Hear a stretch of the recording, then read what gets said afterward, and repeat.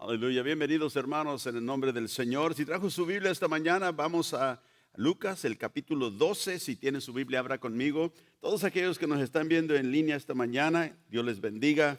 Es nuestro deseo que ahí también, donde usted se ha conectado, el Espíritu Santo pueda ministrarle ahí en este tiempo que tenemos para adorar el nombre del Señor. Padre, gracias te damos por tu palabra. Pedimos esta mañana, Señor, que así como hemos adorado tu nombre, y ha traído a nosotros, Señor, tu presencia, que en este momento, al llegarnos a tu palabra, tu presencia también aquí presente pueda ministrarnos y suministrarnos, Señor, toda aquella bendición que tú tienes para cada uno de tus hijos. Y aquellos que no te conocen, esta mañana puedan venir al conocimiento de la verdad en Cristo y que así puedan recibir, Señor, el don de la vida eterna que tú has prometido a todos aquellos, Señor, que vienen a ti. Te damos gracias por tu obra en nosotros, lo que estás haciendo y lo que continúas haciendo en el nombre de Jesús. Y que tú seas glorificado en todo. Es nuestro deseo, Padre, en el nombre de Jesús. Amén y amén. Gloria al Señor. Aquí en el capítulo 12 vamos a leer esta mañana, empezando en el verso 13. Lucas 12 y verso 13. Y esta es la enseñanza que el Señor Jesucristo, ¿verdad?, en esta ocasión está dando a la gente, a los fariseos, aquellos que lo rodeaban, estaban escuchando. En Lucas 12, en versículo 13, dice: le dijo a uno de la multitud: maestro, di a mi hermano que comparta conmigo la herencia. Mas él le dijo: hombre, ¿quién me ha puesto sobre vosotros como juez o partidor? Y les dijo: mirad y guardaos de toda avaricia, porque la vida del hombre no consiste en la abundancia de los bienes que posee. Y también le refirió una parábola diciendo: la heredad de un hombre rico había producido mucho. Y él pensaba dentro de sí, diciendo: ¿qué haré? Porque no tengo dónde guardar mis frutos. Y dijo: esto haré: derribaré mis graneros y los edificaré mayores, y ahí guardaré todos mis frutos y mis bienes. Y diré a mi alma: alma, muchos bienes tienes, guardados para muchos años. Repósate, come, bebe y regocíjate. Pero Dios le dijo: necio, esta noche vienen a pedirte tu alma, y lo que has provisto, ¿de quién será? Así es el que hace para sí tesoro y no es rico para con Dios. Aleluya. ¿Sabe que a Dios le interesa y a Dios le importa en la manera en que nosotros vivimos nuestra vida? Jesucristo pagó un gran precio, el precio de su propia vida, para impartirnos a nosotros, los que ahora estamos en Él, los que creemos en Él, una vida nueva. Y Él desea que nosotros seamos personas fieles. La Biblia nos llama, ¿verdad?, mayordomos, nos llama siervos del Señor. Y Dios desea que tú y yo seamos fieles, que tú y yo seamos sabios en la manera en que vivimos como hijos de Dios. Ahora aquí, en esta parábola donde el Señor empieza o estas dos parábolas que el Señor empieza a dar aquí, empieza a enseñarnos algo de cómo nosotros podemos ver la vida y cómo podemos nosotros vivir de tal manera que podamos agradar al Señor. Y aunque lo pone en una manera negativa, ¿verdad?, el insensato, el tonto, ¿verdad?, como dice aquí, él empieza a vivir su vida o ve su vida solamente en términos económicos, en términos de las cosas que tiene. Y el Señor le dice: la vida del hombre no consiste, dice el verso 15, en la abundancia de los bienes que posee. La vida no consiste en las cosas que tenemos. ¿Por qué? Porque obviamente, y sabemos esto, las cosas temporales todas terminan, todas se descomponen. Algunas, ¿verdad?, se llenan de moho, otras se llenan de otras cosas que los hace inservibles. Pero entonces el Señor nos llama la atención de manera negativa usando este ejemplo de este hombre rico que dijo: tengo toda esta riqueza, ¿y qué voy a hacer con todo este fruto? ¿Qué es lo que voy a hacer? Voy a hacer mis graneros, voy a edificar edificios mayores, y ahí voy a guardar todos mis frutos, y ahí voy a poner todos mis bienes. Y el Señor le dijo, pero eres necio, porque esta noche se pedirá tu alma, ¿y de quién será lo que has provisto? Y así es el hombre que hace tesoro para sí, dijo el Señor en el verso 21, pero no es rico para con Dios. O sea que está dándonos la idea de que Él busca que nosotros, en lo que Él nos ha dado, en lo que Él nos ha compartido, vivamos en una manera rica hacia Dios. No necesariamente rica en cosas materiales, aunque Él también nos puede bendecir de esa manera, pero rica en la manera en que nosotros vivimos hacia Él para que Él sea glorificado. ¿Y qué es el hombre necio?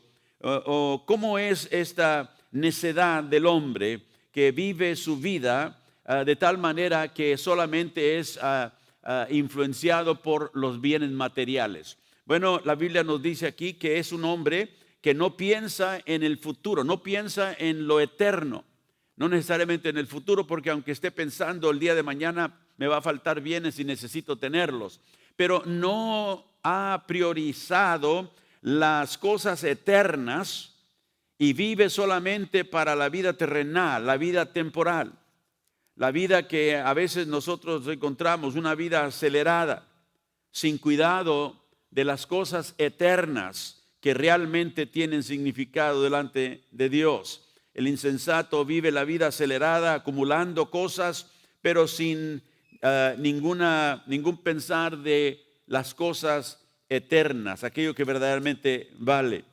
Y a veces hay personas que dicen, yo voy a enfocarme en las cosas de Dios ya cuando esté mayor, ya cuando haya vivido mi vida, acumulado mis cosas, entonces me voy a interesar por las cosas de Dios. Pero la pregunta es, ¿cuántos años vas a vivir?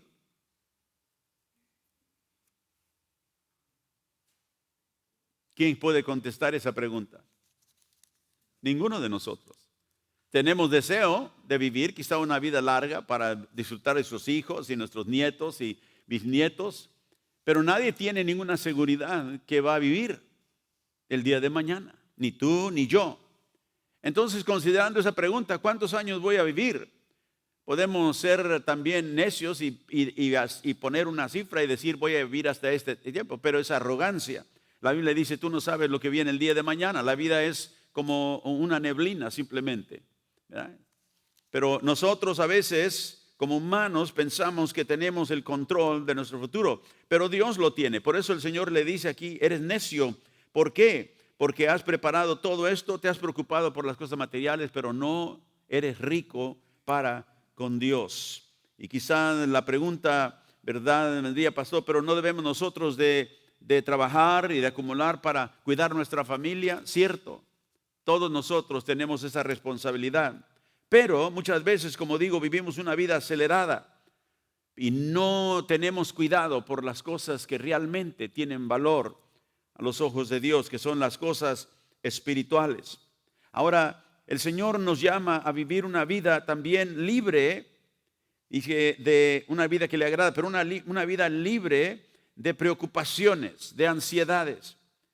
Y cada uno de nosotros tenemos que considerar eso, porque la ansiedad, la preocupación también traen cosas negativas para nuestra vida.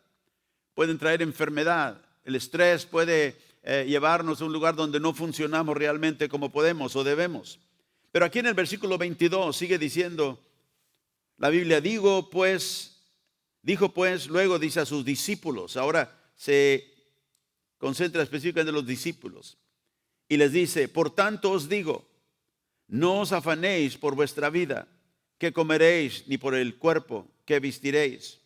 La vida es más que la comida y el cuerpo que el vestido. O sea, acaba de dar la parábola del hombre que está preocupado por todos los frutos, todos los bienes y quiere más. Y tiene tanto que ha criado graneros nuevos, más grandes para almacenar todo lo que tiene. ¿Por qué? Porque no quiere tener temor del día de mañana y piensa que si yo guardo todo esto y me protejo, voy a estar bien. El Señor le dijo, pero no vas a vivir. Esta noche tu alma se requiere de ti. ¿Qué vas a hacer con los demás? Entonces entra el tema de esa parábola, sigue el tema de la preocupación y la ansiedad. Y le dice, por tanto les digo, no se afanen por el día de mañana. ¿Y qué? ¿En qué? ¿En qué vas a comer? ¿Qué vas a vestir? ¿En tu cuerpo? Porque la vida, que dice, es más que la comida, verso 23, y el cuerpo más que el vestido. Acá en el versículo 15 les dijo que nos guardemos de la avaricia. Cuidado con ser avaros. ¿Por qué? Porque la vida del hombre no consiste en la abundancia de las cosas que posee. Y aquí nos dice que tenemos que tener cuidado de no afanarnos. ¿Por qué? El afán, la ansiedad, el estrés por las cosas materiales. Porque la vida no consiste, dice, o es más que la comida. El cuerpo es más que el vestido. Y luego interesante que el Señor nos da ciertos ejemplos para considerar y que nosotros, por cierto, casi nunca consideramos. Y esta es sabiduría de los labios del Señor. En lugar de afanarte, en lugar de pensar cómo lo voy a hacer para comer y para vestir y para vivir esto, el Señor dice, considera los cuervos. Y sabe que aquí alrededor donde está el McDonald's, nunca ha visto usted durante la tarde, parece una convención de cuervos ahí. Hay miles de cuervos. Mi esposa y yo íbamos pasando el otro día y estaba cubierto completamente, ¿verdad? El cielo con estos cuervos que andaban de un lado para otro. Pero nunca nos paramos a considerar estos animales, estos cuerpos, dice, que no siembran, no ciegan, que tienen dispensa, no tienen dispensa, ni granero. ¿Y qué dice? Dios los alimenta. ¿No vales tú más que las aves? Y el Señor nos reta con esa pregunta. Considera los cuervos. No siembran, no ciegan, no tienen dispensa ni granero. Y estaba diciendo yo a los jóvenes el viernes que tuvimos la primera reunión de los jóvenes adultos, que hay miles, nos dicen los científicos, miles de diferentes tipos de aves, de pájaros, especies, miles. Y sabe que usted no salimos nosotros ningún día a la calle y vemos pájaros muertos por todos lados, ¿o sí? ¿Verdad que no? Yo tengo años de vivir aquí, caminar y ir en mi coche y yo nunca he visto pájaros muertos al lado del camino, nunca los he visto. ¿Por qué? Porque Dios los alimenta. Fíjese, cuántos miles de diferentes especies de aves, de cuervos, de pájaros, y todos encuentran su comida, aunque ellos no siembran, no ciegan y no tienen graneros donde guardan su comidita. Qué maravilloso es Dios. Pero el Señor usa él, por eso dice, considéralos.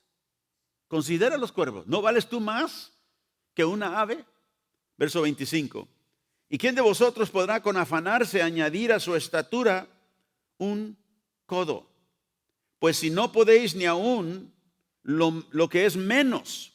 O sea, si lo más mínimo no puedes tú aumentar preocupándote, estando en ansiedad, ¿por qué os afanáis por lo demás? Considera los cuervos. Y luego en el verso 27 al 29 nos dice, ¿considera qué? Los lirios. Ahora mira las flores, las plantas. Considera los lirios cómo crecen.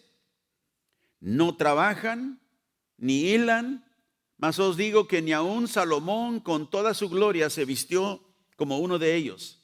Ahora el Señor está diciendo aquí, los cuervos no siembran, no ciegan, no tienen graneros, los lirios no trabajan, no hilan. Y quizá alguien diga, pues yo tampoco voy a trabajar.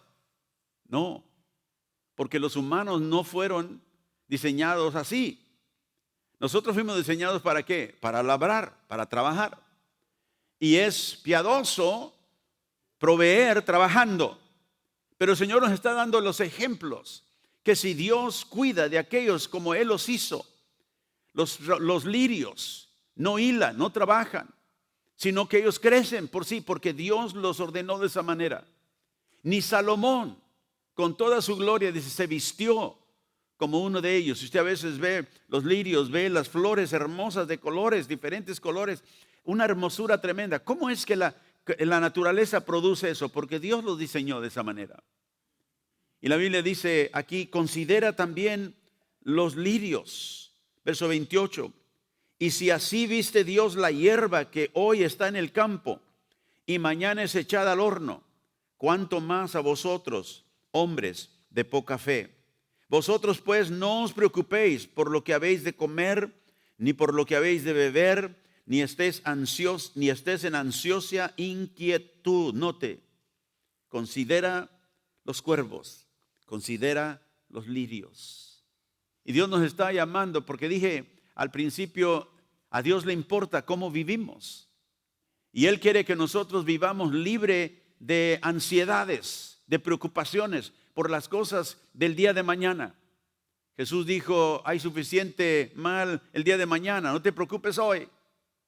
Y a veces yo digo que a veces preocupándonos por cosas que todavía no suceden, estamos viviendo la vida hacia adelante en crédito. ¿Nunca usted ha comprado algo en crédito? No tiene dinero para comprarlo en un momento, pero lo pone en una tarjeta. Y muchas veces nosotros nos preocupamos por las cosas que todavía ni llegan y las compramos en crédito. Démelo ahorita, déjeme preocuparme ahorita. Y el Señor dice, no, vive de tal manera que confías en Dios, mira las cosas que Dios ha puesto. Esta mañana me levanté y estaba viendo el viento, cómo movía los árboles. Y saben que el viento esta mañana hace que la temperatura baje todavía un poco más. Estaba frío, pero estaba viendo de mi ventana el árbol que movía y se movía por un lado y luego daba vuelta y se movía para el otro lado. Y me acordé lo que el Señor dijo, el viento sopla por donde quiere. No sabes de dónde viene ni a dónde va. A cualquier momento no puedes identificarlo. Dijo, y así es todo aquel que es nacido del Espíritu. ¿Ve? Es un misterio. Nacemos de nuevo, el Señor nos salva, el Señor nos transforma. Y no podemos explicarlo muchas veces, simplemente así era, pero el Señor cambió mi corazón. Y solamente el Señor puede hacer esa obra. Y hay muchas cosas en la naturaleza que Dios nos ha dado para considerarlas, para verlas. Y nos enseñan de lo que Dios quiere realmente para nosotros. El Señor dice, no te preocupes por el día de mañana. Mira los pájaros. Mira el pasto, los lirios. Y luego nos lleva a decir en el verso 30, porque todas estas cosas buscan las gentes del mundo, o sea, los paganos, la gente que no conoce a Dios. Pero vuestro Padre sabe que tenéis necesidad de estas cosas. Mi Padre sabe que lo que yo necesito. Ve, Dios da de comer a todos los pájaros, todas las especies de los pájaros, aunque son miles y miles. Dios les da de comer, Dios los lleva donde está la comida para ellos. Dios hace crecer las flores, los lirios, aunque ellos no hilan, no trabajan, porque Dios los diseñó de esa manera. Y dice, la gente del mundo busca no a Dios, busca las cosas, pensando que la vida consiste en acumular. Pero dice, Dios sabe lo que tienen necesidad. Y qué mejor es vivir una vida de fe, confiando en Dios, pidiendo a Dios, pidiendo, Señor, tú abre la puerta que se necesita abrir para suplirme, para suplir la familia. Tú abre, Señor, aquella puerta donde vas a suplirme, porque tú sabes lo que yo necesito. Sabe que Dios sabe lo que usted necesita antes de que usted le pida. Así que la oración no es para pedirle a Dios porque Él no sabe, se le olvidó. No, es para que nosotros mantengamos una unión, una comunión con Dios continua, hablando con Él y Él con nosotros. Pero sigue diciendo el Señor,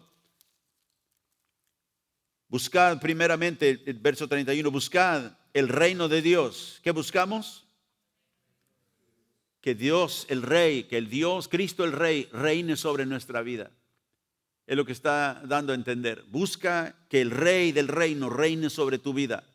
No la ansiedad, no la preocupación, no las cosas materiales. Si vas a buscar algo, busca el reino de Dios. Busca el Rey de ese reino. Y todas estas cosas, ¿o serán qué? Añadidas. ¿Sabe que el Señor abre aquí una puerta para una revelación de una vida que confía plenamente y totalmente en Dios? Y aunque a veces pasamos dificultades en la vida, tenemos que llegar al punto donde vivimos confiando que el Padre que me ama, el Padre que sabe mi necesidad, Él tiene el camino para mí. Y yo confío en Él. Y aunque a veces las cosas se pongan difíciles, no nos movemos por lo que vemos, nos movemos por lo que creemos, porque somos un pueblo de fe. Puede decir gloria a Dios. Así que el Señor nos habla del afán, la ansiedad, de que no debe eso controlar nuestra vida. Y si vamos a salir de ese tipo de vivir es porque buscamos otra cosa, que es el reino de Dios. Buscamos estar en la mera presencia de Dios, buscando las cosas que a Él le agradan. Y buscando eso, dijo el Señor, las cosas serán añadidas a ti. Sigue diciendo en el verso 32, no temáis, manada pequeña, porque a vuestro Padre le ha placido daros el reino. Mire, en el verso 31 nos dice, busca el reino. ¿Cuál reino? Bueno, aquí dice, el reino que mi Padre quiere darles. En el verso 32, no temas, manada pequeña, porque a vuestro Padre le ha placido darles el reino. Fíjese, eso es el placer de Dios. Entregarnos a nosotros todo lo que concierne su reino. ¿Y cuántos saben que en el reino de Dios hay seguridad? Amén. En el reino de Dios hay provisión. En el reino de Dios no hay ansiedad, no hay preocupación. ¿Por qué? Porque el Rey eterno, Él es el que rige, Él es el que gobierna en ese reino. Y yo puedo vivir una vida que agrada a Dios, una vida que está en paz, una vida que está provista por Dios. ¿Y sabe lo que hace? Me quita a mí cualquier orgullo que yo tenga. Cualquier orgullo en mi educación, en mi carrera, en mi intelecto, cualquier cosa que sea, porque yo sé que no es eso que me da la provisión, es Dios que me da la provisión. Y es Dios el que me suministra las cosas que realmente valen, las cosas eternas. Así que el Señor tiene un reino para darnos. Y les dice, manada pequeña, le place al Padre darles este reino.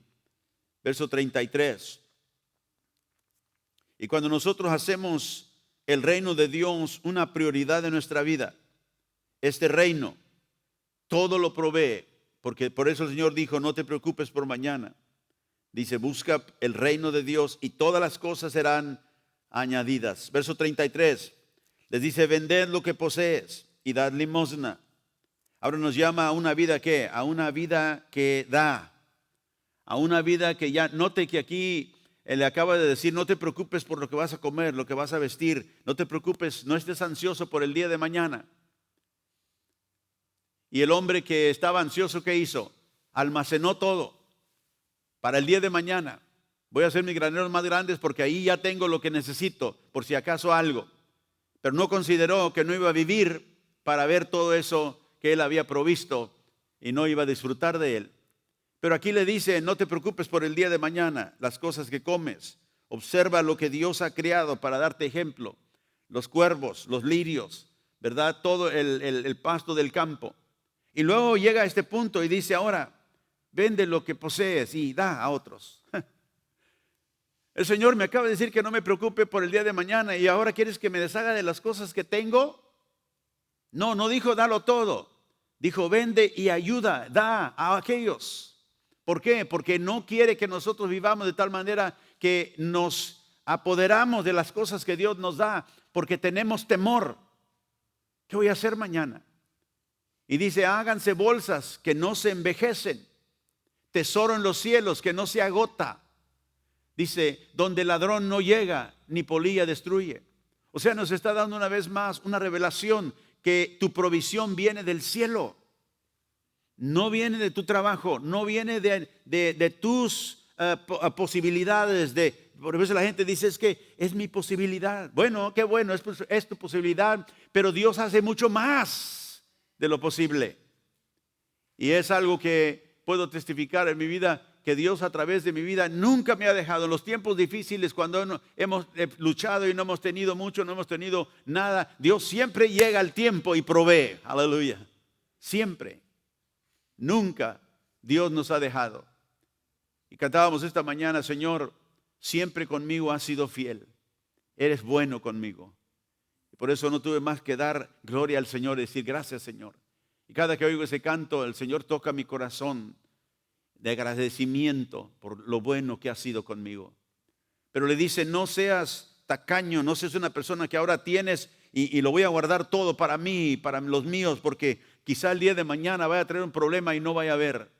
No, el Señor dijo, ve, vende lo que posees y da limosna. Limosna es aquello que damos a aquellos que tienen más necesidad que nosotros. Y dice, y haciendo eso, teniendo un espíritu dadivoso, un espíritu generoso, dice, haces bolsas en el cielo que no se envejecen, tesoro que no se agota y tesoro que no puede ser robado por ningún ladrón, porque está en la presencia de Dios. Y de ahí realmente viene nuestra provisión, nuestra herencia. Dios nos da trabajo, escúcheme, para nosotros suplir las necesidades cotidianas que tenemos, pero tu trabajo no es tu fuente. Si tú ves a tu trabajo como fuente, te vas a desanimar cuando la fuente se seque. Tu trabajo es un recurso. ¿Sabe la diferencia entre un recurso y una fuente? Un recurso es algo que usted tiene aquí y lo puede usar, pero la fuente es donde sale el recurso que usted tiene para usar. Y la fuente es Dios. Por eso yo no pongo mi confianza en mis posibilidades solamente. No pongo mi confianza en mi trabajo solamente. Mi confianza está en Dios. Él es el que provee. Él es la fuente de mi provisión. Dígalo conmigo. Dios es la fuente de mi provisión. Y el Señor nos enseña aquí a vivir. Sé dadivoso, sé generoso. Haz bolsas que no se envejecen. Tesoro en los cielos, donde el ladrón no llega ni la polilla destruye. Y sabe que el ladrón viene ¿qué? A robarnos lo nuestro, a robarnos nuestra herencia. Pero sabe, muchas veces nosotros mismos somos los rateros, porque en lugar de honrar a Dios con nuestros bienes, como dice la Biblia, no le damos a la obra de Dios nada. Retenemos. Y la Biblia dice que el que retiene lo que le pertenece a Dios es un ladrón. Así que no necesito al diablo que me venga a robar, yo mismo robo a Dios. Y por eso la bendición se corta muchas veces. ¿Por qué? Porque he desobedecido el mandamiento del Señor. Dice, haced bolsas que no se envejecen en el cielo. Verso 34, donde dice, porque donde está vuestro tesoro, donde está tu tesoro, ahí también, dice, estará vuestro corazón. Y hago una pregunta, ¿cómo sabemos dónde realmente está nuestro corazón? Porque a veces nosotros aparentamos algo, pero en el corazón realmente no estamos ligados a eso. Yo puedo decir que amo al Señor en mi corazón, pero lo que yo hago, cómo me comporto, cómo vivo, da señales de si el corazón realmente está donde yo digo que está. Pero si yo digo mi corazón, ¿verdad?, está en las cosas de Dios, pero todo mi tiempo lo gasto en las cosas del mundo, ¿será verdad? ¿Qué es lo que identifica dónde está mi corazón? ¿Qué considero yo importante? Porque el Señor dijo, donde está tu tesoro, ¿qué atesoras tú? ¿Qué es lo que atesoras tú? Si el día de mañana te levantas y no sientes la presencia de Dios en tu vida y careces de algún pensamiento espiritual que agrade a Dios, ¿te mortificaría eso? ¿O dirías tú, pues no siento nada de las cosas de Dios, no tengo interés? ¿O te preocuparía por qué no lo tienes? ¿O lo has perdido? El Señor dijo, ¿dónde está tu tesoro? ¿Qué es lo que tú atesoras? A lo mejor es tu coche. A lo mejor es tu casa. A lo mejor son las joyas. Mujeres, si me despierto mañana y mis joyas, ¿dónde están? Y es lo más importante para ti, ahí está tu corazón. El Señor nos está dando la manera que podemos identificar dónde está nuestro corazón. Dijo, ahí estará tu corazón. ¿Dónde? ¿Dónde está tu tesoro? Pero si mi tesoro es Dios, si mi tesoro es agradarle a Él, si lo que yo valoro es que yo viva una vida que el Dios, el Señor, apruebe y que su rostro sobre mí vea una sonrisa, Ahí está mi corazón. Si mi corazón está en Dios, es porque yo lo atesoro a Él. Puede decir gloria a Dios. Ahora,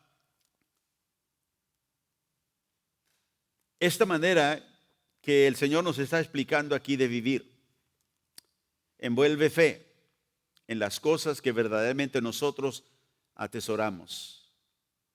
Como digo, mucha gente piensa y está seguro de saber que ellos saben dónde está su corazón.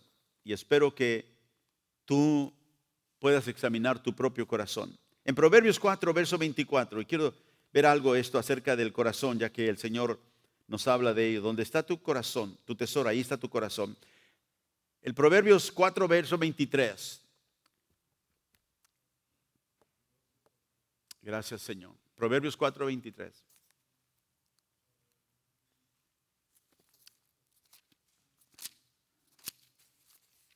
Gracias, Jesús. Dice la palabra de Dios, sobre toda cosa guardada, ¿qué dice? Guarda tu corazón. Sobre toda cosa guardada, guarda tu corazón. Tu corazón es tu espíritu, tu hombre interno, el verdadero tú adentro. Porque de él, del corazón, mana la vida. De ahí fluye realmente todo lo que tú vives. Por eso el Señor ve tu corazón, no ve tanto tus acciones externas. Los hombres ven tus acciones externas, pero ellos no pueden ver tu corazón. Porque tú puedes dar una impresión por fuera y por dentro tener otra opinión. Llamamos hipocresía. Pero al Señor no podemos engañarlo. Entonces el Señor nos dice, guarda, sobre toda cosa guardada, guarda tu corazón. Porque del corazón es realmente donde la vida fluye, de ahí mana la vida.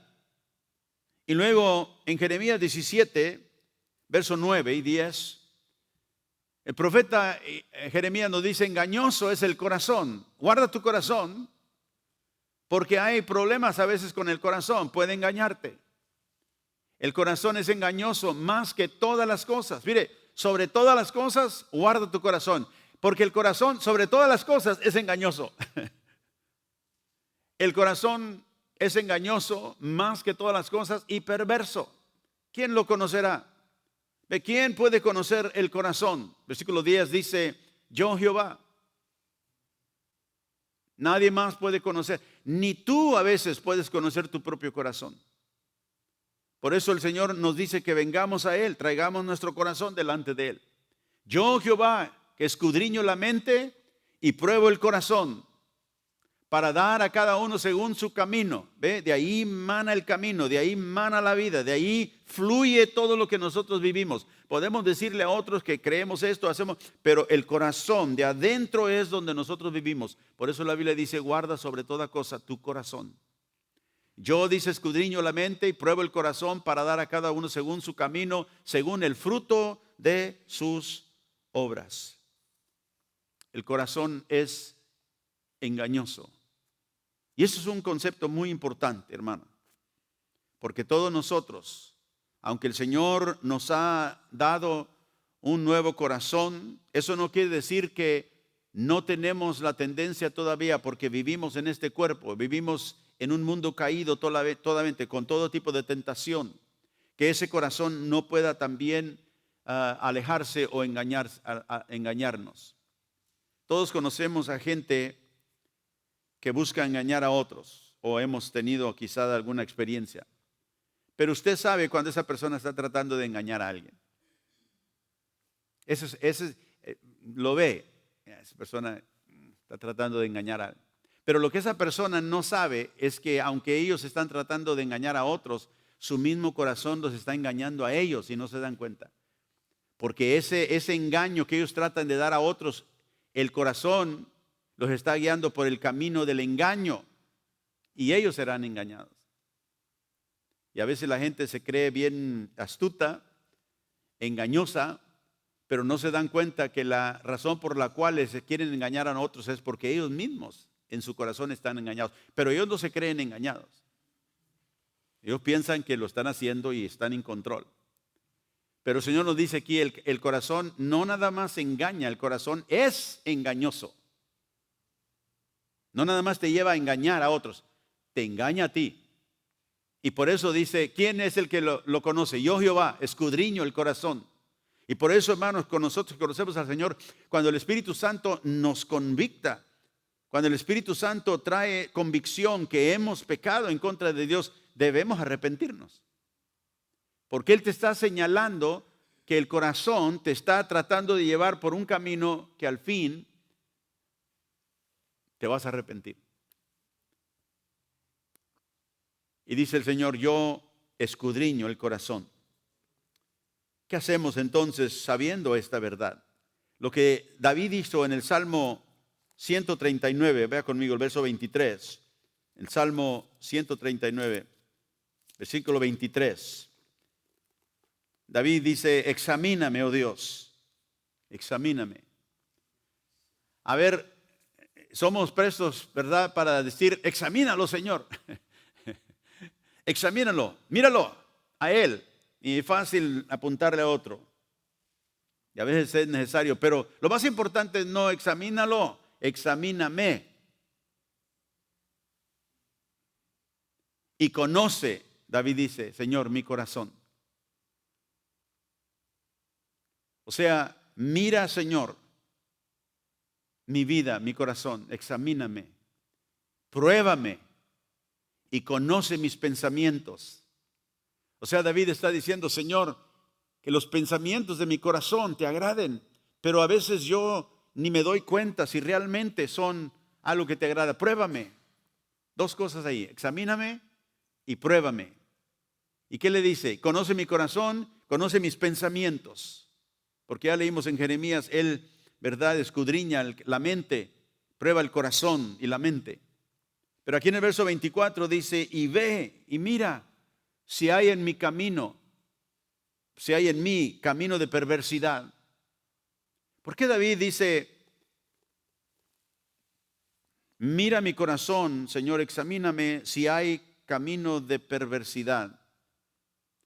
Porque Él reconoce, escúcheme, que a veces nosotros no podemos ni identificar lo que está mal en nosotros. Porque ninguno de nosotros a veces nos autoexaminamos porque creemos que estamos bien. Yo estoy bien. Yo no tengo nada malo. Son todos aquellos. Ellos son el problema. Ella es la que tiene el problema. Él es el que tiene el problema. Ellos son los que han hecho mal. Yo no. Pero hermanos, el Señor, una vez más, a Él importa cómo vivimos. Porque Él pagó un gran precio por nosotros para darnos una vida que podamos vivir de agrado delante de Dios. Y David viene al Señor y le dice, Señor, examina mi corazón, pruébame, conoce mis pensamientos, que a veces yo ni sé si hay alguna cosa, algún camino de perversidad en mí. Y si hay camino de perversidad en mí, guíame en el camino eterno. Sácame de eso, Señor. Yo creo que a veces es importante que nosotros nos autoexaminemos de esta manera. ¿Y con qué frecuencia lo haces tú? ¿Con qué frecuencia lo hago yo? ¿Y qué tal cuando tenemos conflictos con otra gente? Como digo, que a veces pensamos el conflicto lo tenemos porque ellos, y creemos que solamente el problema está allá afuera. Si ellos hicieran esto, estos hicieran otro, aquellos hicieron, en lugar de cuando hay un conflicto, y puedes tener la razón, puedes estar bien, pero es mejor establecer ese hábito, Señor, si en este conflicto hay algo en mí que yo no veo, ayúdame, házmelo saber. Si hay camino perverso en mí, si hay alguna perversidad que yo no estoy viendo. Note que David dice, si hay. O sea que él no está ni seguro si hay o no hay. Pero dice, tú que examinas el corazón, que pruebas el corazón, examinas la mente, Señor, si hay en mí, guíame. Llévame por el camino eterno, por el camino que tú has diseñado para mí. Así que el Señor nos llama a vivir una vida enfocada en la eternidad, como hemos dicho, una vida que vive libre de ansiedad, pero también una vida fiel, una vida que agrada al Señor. Sigue ahí en el capítulo 12 de Lucas, vamos a regresar a él, y el versículo 35. Sigue, entra el Señor aquí a hablarnos de una vida fiel.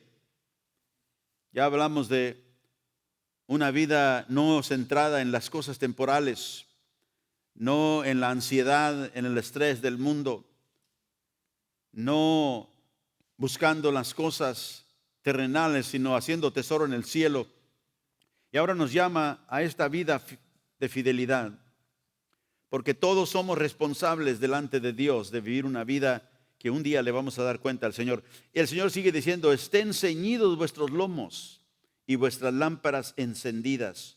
O sea, estén listos, estén dispuestos y listos. Verso 36, y vosotros sed semejantes a hombres que aguardan a que su Señor regrese de las bodas, para que cuando llegue y llame, le abran enseguida. Bienaventurados aquellos siervos a los cuales su Señor, cuando venga, halle velando. De cierto os digo que se ceñirá y hará que se sienten a la mesa y vendrá a servirles. Y aunque venga a la segunda vigilia o aunque venga a la tercera vigilia, si los hallare así, bienaventurados son aquellos siervos. Pero sabed esto, que si supiese el padre de familia a qué horas el ladrón había de venir, velaría ciertamente y no dejaría minar su casa. Vosotros pues también estad preparados, porque en la hora que no penséis, el Hijo del Hombre vendrá. Todo cristiano debe de vivir con esa expectativa que el Señor puede venir a cualquier momento. Y el Señor dijo que Él vendría. Y a veces nosotros vivimos, nuestros padres han vivido, tenemos historia en nuestra familia y ahora nosotros estamos viviendo la vida. Y dijimos que la vida sigue de un año a otro, de siglo a siglo y todo lo mismo. Y tenemos tendencia de olvidar esa promesa que el Señor dijo: si yo me voy, vendré otra vez. Un día el Señor va a regresar por su pueblo. Y el Señor nos dice que debemos de vivir, como dijo, ceñidos vuestros lomos, o sea, nuestras lámparas encendidas, o sea, como una persona que no se va a acostar, una persona que va a salir, una persona que está preparada para lo que viene. Y dice: porque vosotros no sabéis cuándo vendrá el Hijo del Hombre. Qué interesante, porque el Señor está ahí presente con sus discípulos y les está hablando de venir. Y les está hablando que el Hijo del Hombre va a venir otra vez, pero todavía no se va. Pero ya les está dando esa promesa. Y cuánto más cercano estamos nosotros a la venida de nuestro Señor que cuando se los dijo a ellos. Y por eso digo, a veces nosotros decimos: pero han pasado tanto tiempo, pastor, desde que el Señor dio esa promesa y parece que todo sigue igual como seguía antes. Y Pedro dijo que vendrían en los últimos días aquellos que se burlarían, se mofarían. ¿De qué? Pues desde que los padres murieron, todo sigue igual. Y empiezan a vivir su vida, ¿qué? Desordenadamente, porque se han olvidado que el Señor va a venir una vez más. Entonces Pedro le dijo, verso 41, Señor, ¿dices esta palabra a nosotros o también a todos? Y dijo el Señor: ¿quién es el mayordomo fiel y prudente, el cual su Señor pondrá sobre su casa para que a tiempo les dé su ración? Bienaventurado aquel siervo, el cual cuando su Señor venga, lo halle haciendo así. O sea, ¿cómo? Impartiendo alimento a su pueblo, ¿verdad? Aquellos que lo necesitan. En verdad os digo que le pondrá sobre todos sus bienes. Aquí empezó hablando con personas que se preocupaban por sus bienes. Tengo muchos bienes. Pero el Señor dijo: mira, no te preocupes por el día de mañana. El Señor, búscalo a Él, busca su reino, porque cuando Él venga, dice, note aquí en el versículo 44, Él lo pondrá sobre todos sus bienes. Aleluya. Yo creo que los bienes del Señor son mejores que los míos, ¿no?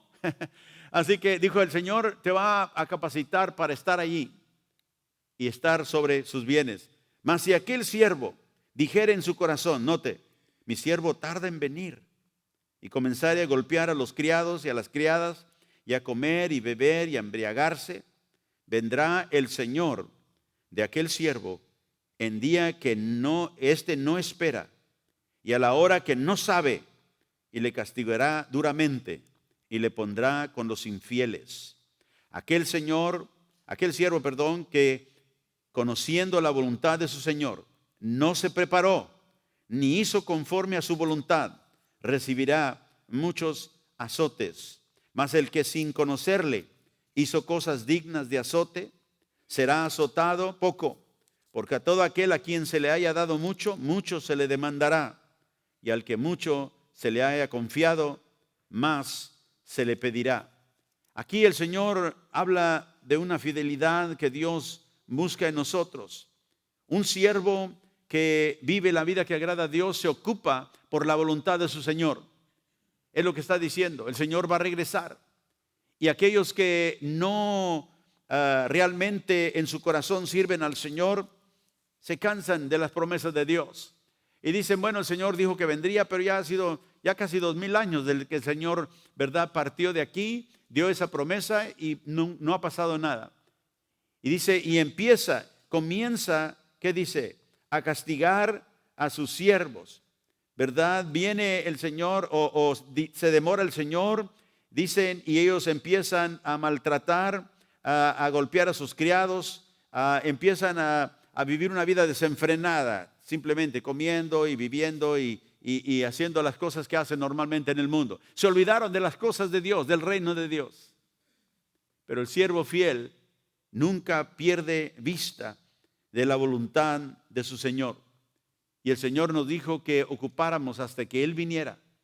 Tenemos que seguir viviendo. Sí trabajamos, sí cuidamos, sí amonestamos a nuestros hijos. Hacemos lo que tenemos que hacer, siempre confiando y viendo, el Señor va a venir un día. Yo me acuerdo, mi madre era una mujer de mucha oración y ella, lo más que ella deseaba era que sus hijos conocieran al Señor y siempre oraba por nosotros.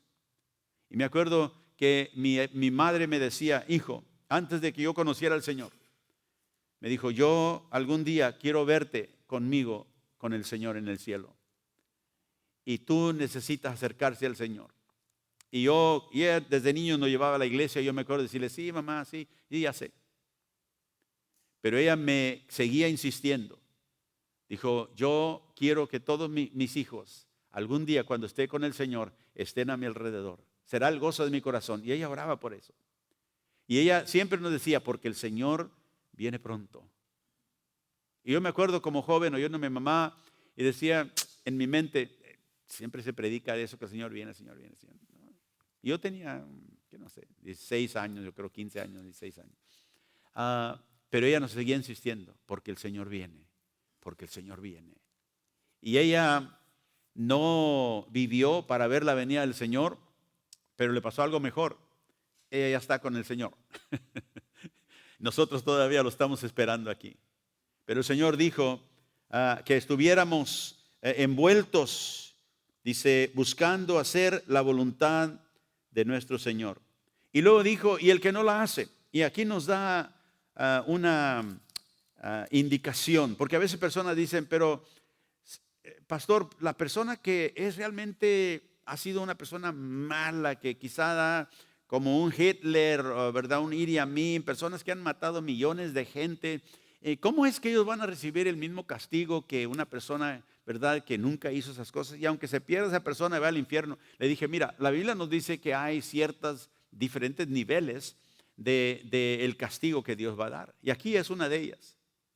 Dice, aquellos que conocieron las cosas, ¿verdad?, hicieron las cosas con conocimiento, dice, recibirán muchos azotes. Y aquel que sin conocer, o sea, no tenía ni idea de lo que Dios realmente requería, y hizo cosas dignas de azote. O sea que no conocía que estaba haciendo mal, pero de tú lo hizo y se perdió, será azotado poco. Y luego nos da el principio el Señor, porque a todo aquel a quien se le ha dado mucho, mucho se le demanda. conforme a lo que se le ha encargado, dijo, a eso recibirá ese castigo, recibirá esa consecuencia de lo que ha hecho. Y al que mucho se le haya confiado, más se le pedirá. O sea que Dios, que es justo y enteramente justo, va a juzgarnos conforme a lo que Él nos ha dado, a lo que hemos hecho. Por eso dijo el Señor, yo conozco la mente, yo conozco el corazón, pruebo el corazón, y le voy a dar a cada uno conforme a sus obras. Y está hablando ahí de las personas que no conocen al Señor, que van a perderse. Y note que aquí dice, al que sin conocer hizo cosas dignas de azote, o sea, hizo cosas que eran en contra de la voluntad de Dios. Sabe que en Levítico 5, solamente como una referencia, el verso 17 al 19, en la ley antigua, en la ley del Antiguo Testamento, no te dice, finalmente, si una persona pecare, y aquí va a estar hablando, ¿verdad?, de ciertos sacrificios, porque la ley proveía muchos sacrificios diferentes, para diferentes cosas. Pero aquí hay un sacrificio que Dios había provisto para el pueblo, que era para una persona que ofendía la ley de Dios, pecaba, pero lo hacía sin conocimiento. Y nosotros a veces pensamos, bueno, pero si lo hizo conocimiento, ¿cómo es entonces que lo van a hacer culpable, verdad? ¿Sabía usted que la ley simplemente la ley humana, si usted desobedece la ley y usted le dice a la persona o al juez o al policía, ¿sabe que yo no sabía eso? Le va a decir, ignorancia no es excusa para no guardar la ley. Yo me acuerdo una vez le dije a un policía, es que yo no sabía, dijo, la ignorancia no es excusa. O sea, debe saber. Y si no sabe, investigue. Pero aquí vemos, finalmente dice, si una persona pecare, hiciera alguna de todas aquellas cosas que por mandamiento de Jehová no se han de hacer. O sea, Jehová mandó, pero no sabía. Dice, aún sin hacerlo a sabiendas, es culpable y llevará su pecado. Traerá pues el sacerdote para expiación según tú lo estimes, un carnero sin defecto de los rebaños, y el sacerdote le hará expiación por él, dice, por el hierro que cometió por ignorancia, y será perdonado. Es infracción y ciertamente delinco contra Jehová. O sea que Dios no admite tampoco que yo no conocía, yo no sabía, porque inclusive la Biblia dice que la ley de Dios está puesta en el corazón del hombre. O sea, ¿qué es esto? El conocimiento del bien y el mal. ¿Sabe que usted no tiene que enseñarle a un niño a hacer lo malo? Qué interesante, ¿verdad? Usted deja a un niño solo sin instrucciones, ese niño va a empezar a hacer cosas malas, va a ser egoísta, va a tratar de golpear a otros, va a tratar de robarle a otros lo que tiene. No tiene que enseñarle eso. Lo que tiene que enseñarle es lo bueno. Porque adentro del corazón lleva, ¿verdad?, un corazón que está, ¿cómo diríamos? Tachado con el pecado. Tenemos que enseñarle a hacer lo bueno, no lo malo. Porque lo malo viene por herencia, porque es caído, es pecador. Y aquí vemos que Dios así hizo esta provisión por aquellos que pecaban sin saber. Por eso el Señor aquí también usa eso. Y le dice al siervo que conociendo la voluntad del Señor no se preparó, recibirá muchos azotes. Pero el que no se preparó y sin conocerla, o sea, sin conocer la voluntad de Dios, hizo cosas dignas de azote, será azotado poco. O sea, hay diferentes niveles de responsabilidad delante del Señor. Y luego regresamos al capítulo 12 una vez más. Sigue diciendo el Señor en verso 49. Fuego vine a echar en la tierra, ¿y qué quiero? Si ya se ha encendido, de un bautismo tengo que ser bautizado, y cómo me angustio hasta que se cumpla. O sea, el Señor estaba esperando esa obra que Él tenía que llevar adelante, Él tenía que pasar. ¿Pensáis que he venido para dar paz en la tierra? Os digo no, sino disensión, o sea, división. Y qué interesante, porque en la Navidad que acabamos de pasar, nosotros cantamos, ¿verdad? Los cantos de Navidad donde dice, el Señor vino, paz a la tierra. Y es verdad, O sea, el Señor trajo la habilidad de traer paz a la tierra por su sacrificio. Pero ¿por qué dice aquí, ustedes piensan que yo he venido a dar paz en la tierra? Digo, no. He venido a traer ¿qué? Disensión, división. ¿Qué quiere decir eso? O sea, que está contradiciéndose la Biblia. No, el Señor está hablando de la verdad que Él trae cuando entra esa verdad a una casa. Noten lo que dice aquí, porque, verso 52, de aquí en adelante, 5 en una familia estarán divididos, 3 contra 2 y 2 contra 3. Estará dividido el padre contra el hijo contra el padre, la madre contra la hija y la hija contra la madre, la suegra contra su nuera y la nuera contra su suegra. ¿Qué está diciendo el Señor? Que cuando Él viene, cuando viene la verdad de Dios, cuando viene la verdad que Él trae a un hogar, ¿qué pasa? Hay división. Y a veces hay gente en esa familia que cree, otra que no cree, y la que cree trata de hablarle a la que no cree y lo rechaza. Y empieza a haber esa división. Hay algunas familias que yo conozco que dicen, en esta familia cuando venimos todos a comer o a juntarnos, hay 2 cosas que no hablamos, la política y la religión. ¿No ha oído usted eso? ¿Y por qué dicen eso? Porque traen división, porque va a haber contienda, va a haber pleito, se van a dividir, la mamá se va a enojar con la hija y la hija con la mamá. Y si la mamá es creyente y la hija no, va a haber discusión y disensión. Y el Señor está hablando aquí de la verdad. Y cuando viene la verdad a tu familia, va a haber esa división inicialmente. Y ojalá que esa verdad penetre a toda la familia y pueda haber una paz, una comunión que viene cuando la gente y la familia camina en el mismo camino. Así que nosotros tenemos que entender, ahora el Señor empieza a hablar aquí de un siervo que discierne, que entiende lo que la verdad de Dios hace. Cuando la verdad de Dios viene a una familia, no se sorprende el siervo de Dios que esa verdad se opone en contra de todo aquello que es error, de todo aquello que es una mentira, todo aquello que desagrada a Dios. Y en el verso 54 sigue diciendo el Señor, decía también a la multitud, cuando veis la nube que sale del poniente, luego decís, agua viene y así sucede. Y cuando sopla el viento del sur, decís, hará calor, y lo hace. Hipócritas, ¿sabéis distinguir el aspecto del cielo de la tierra? Y cómo no distinguís este tiempo. O sea, ¿cómo es que no tienes discernimiento en el tiempo en el cual vives? No tienes discernimiento en lo que Dios está tratando de traer a tu vida. Un discípulo que agrada a Dios, que vive la vida que agrada a Dios, es un discípulo que discierne lo que la verdad de Dios hace. No se sorprende. Sabe que cuando la verdad de Dios viene, va a haber división. Y lo espera.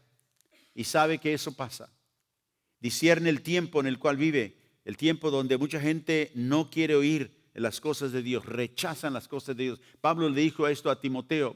Guarde su lugar ahí en 2 de Timoteo, capítulo 4 y verso 1. Dice, te encarezco, le dice Pablo a Timoteo, delante de Dios y del Señor Jesucristo, que juzgará a los vivos y a los muertos en su manifestación y en su reino. Dice, que prediques la palabra, la verdad de Dios, que instes a tiempo y fuera de tiempo, redarguye, reprende, exhorta con toda paciencia y doctrina, porque vendrá tiempo cuando no sufrirán la sana doctrina, sino que teniendo comezón de oír, se amontonarán maestros conforme a sus propias concupiscencias, a sus propios deseos. Yo quiero maestros que me digan lo que yo quiero oír, y apartarán de la verdad el oído y se volverán a las fábulas. Dice, pero tú sé sobrio en todo, soporta las aflicciones, haz obra de evangelista, cumple tu ministerio. Tú sé sobrio en ese tiempo, porque el siervo de Dios discierne, sabe lo que viene, sabe lo que hace la verdad, y es uno que sabe que hay aquellos que van a rechazar en los últimos días la verdad. No se sorprende, quizás nos afecta en el corazón porque nos sentimos mal, porque sabemos lo que están rechazando, pero no nos sorprende. Y luego en el verso 57, regresamos al capítulo 12 de Lucas, ya para terminar aquí, dice, ¿y por qué no juzgáis por vosotros mismos lo que es justo? O sea, ¿por qué es lo que ustedes no disciernen? Por sí mismo, lo que es correcto, lo que es justo. Y cuando vayas al magistrado, le dice, con tu adversario, procura en el camino arreglarte con él. No sea que te arrastre al juez y el juez te entregue al alguacil y el alguacil te meta en la cárcel. Te digo que no saldrás de ahí hasta que hayas pagado aún la última blanca. ¿Qué está diciendo el Señor? Está hablando acerca, sí, de arreglar cualquier problema que tenemos con nuestro hermano, con la persona con la que estamos en conflicto. Dice primeramente ahí, antes de que vayas al magistrado, antes de que el problema se haga peor, arréglalo. Procura en el camino arreglarte con tu adversario. Ven a un acuerdo, arréglalo, para que no haya algo peor, para que no tengas que ir y el juez te envía a la cárcel y no salgas de ahí hasta que hayas pagado todo. También la referencia en el Señor, porque siempre Él hablaba de la necesidad de que el hombre tiene de Dios. Y aquí también alude a que te arregles con Dios, porque estás en una adversidad cuando estás en tu vida pecaminosa, fuera apartado de Jesús, si no estás en Cristo. Dice, arréglalo, arregla tu situación con Dios. Ven y hazlo, ven a cuentas con Él, porque vendrá otra consecuencia más difícil después y no saldrás de esa prisión hasta que todo se haya pagado. Y nos dice, juzga lo que es bueno. El siervo es que discierne, el siervo de Dios es el que sabe qué es lo correcto, qué es lo recto. Es que yo esté bien con Dios. El siervo que discierne, el siervo que agrada a Dios, que vive la vida que Dios le agrada, es el que juzga a sí mismo su propio comportamiento. Como digo, se examina a sí mismo, busca estar bien con Dios, guarda su caminata de fe al corriente con Dios. Tú y yo tenemos esa responsabilidad. Y esta mañana yo te hago esa pregunta: ¿cómo está tu caminata con Dios? ¿Cómo está tu caminar con Dios? ¿Estás viviendo en este momento en una manera que agradas a Dios, o necesitas que el Señor te corrija en algunas áreas? Yo quiero que te pongas de pie ahí donde tú estás viendo con nosotros también, para que ores con nosotros, que nos pongamos de pie esta mañana. Aleluya. Y conforme a la enseñanza del Señor, que nos hagamos la pregunta: ¿estoy enfocado yo, centrado en las cosas eternas del reino de Dios? ¿Estoy centrado en la verdad que el Señor viene una vez más? ¿Estoy viviendo mi vida en preocupación, ansiedad o temor? Que el Señor me dice, esa no es la vida a la cual Él me llamó, sino una vida de buscar primero el reino de Dios y su justicia. O quizá he pensado que yo no conozco lo que Dios quiere, estoy ignorante de ello, que esa es una excusa. El Señor no aceptará esa excusa. Y Jesús nos recuerda que todo aquel a quien se le haya dado mucho, mucho se le demandará. ¿Qué te ha dado el Señor? Poco, también te demandará poco, pero te demandará. ¿Te ha dado mucho? ¿Te ha encargado mucho? Mucho también te demandará. Te damos gracias, Señor, esta mañana por hablarnos de la necesidad de considerar que tú un día vendrás. No sabemos cuándo. Puede ser hoy, puede ser mañana, puede ser quizá ni en nuestro tiempo. Pero tú has diseñado, Señor, ese tiempo. Tú lo has ya preparado. El día de tu venida, tú lo sabes, Padre. Y te pedimos, Señor, esta mañana, que a tus siervos que están escuchando esta mañana, nos ayudes para vivir siempre con eso delante de nuestro corazón, que tú vienes pronto y que un día te daremos cuenta, Señor, por la manera en que estamos viviendo. Y si en este momento estamos viviendo con todo tipo de ansiedad, tú nos dijiste, ¿por qué estás ansioso por el día de mañana? Ayúdanos para enfrentarnos, Señor, a la actitud que nos lleva a esa ansiedad, y que a veces es que no te confiamos, que no creemos realmente que tú eres la provisión para toda nuestra vida. Perdónanos, Señor. Dile, ayúdame. para verte a ti como la fuente de toda mi vida. Ayúdame, Señor, para confiar en los tiempos donde hay abundancia y los tiempos donde hay poco. Y reconocer que tú en todo tienes un propósito para mi vida.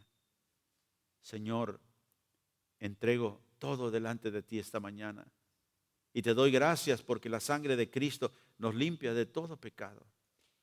Te doy gracias que tú examinas nuestro corazón porque deseas, Señor, que vivamos una vida sin preocupación, sin duda, sin temor. Y en este momento, Señor, te pido que todo aquel que pide de ti, Señor, este sostenimiento espiritual que solo tú puedes dar, que tú se lo concedas. Y esta mañana, Señor, yo te digo, he aquí, Señor, tu pueblo, fortalécelo. Haz solo lo que tú puedes hacer en ellos, Señor. Sorpréndenos con la presencia de tu persona. Que tu cara, Señor, que tu rostro esté siempre sobre nosotros. Y que esa sonrisa que veamos, Señor, en tu rostro nos ayude para vivir, Señor, en seguridad y paz. Te pedimos por nuestro país, Señor, que el día de mañana cambia, Señor, de mando y de gobierno. Ayúdanos, Señor, como pueblo. Perdona, Señor, toda nuestra maldad y autodependencia. Y, Señor, como pueblo tuyo, pedimos, Señor, que tú nos lleves por un camino diferente, que tú traigas una reforma a este país y un avivamiento en medio de tu pueblo, que seamos sal y luz en esta tierra, para que, Señor, lo que tú has declarado, Señor, que tu pueblo seamos aquí en este país. Gracias, Señor, por toda la bendición que nos has dado y todo lo que nos darás. Te damos gracias, Padre, porque no confiamos en las cosas materiales, confiamos en ti. Y te agradecemos por todo lo que tú haces por nosotros. En el nombre de Jesús, llévanos en paz de este día, Señor, para disfrutarlo, como tú nos los has dado, Señor, para disfrutarlo. En el nombre de Jesús, y el pueblo de Dios dice, amén y amén.